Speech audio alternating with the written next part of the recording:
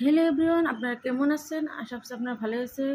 আজকে বাসায় কিছু নিয়ে ভাবলাম, ফ্রিজ খুলে দেখলাম আমার কষানো মাছ, দুইটি ভাজা মাছ, এইগুলি দিয়ে আমি রান্নাটা সেরে ফেললাম।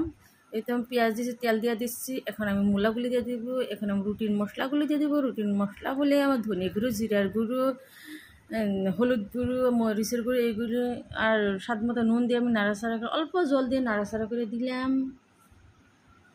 বাসায় কিছু না থাকলে না, ফ্রিজ খুললে কিবা কিবি বের হয়ে সেইগুলি দিয়ে রান্না করে ফেললাম।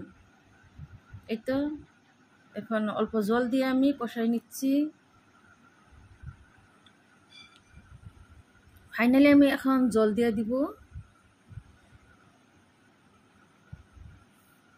এই তো আমি কষানো মাছগুলি দিয়ে দিচ্ছি, নেস, মাথা, থুতুরি আর দুইটি পেটু আসলে ভাজা, এইগুলি দিয়ে আমি রান্না করলাম। এটা আমার অলমোস্ট ডান আমার রান্না। আপনাদের বাসায় যদি কিছু না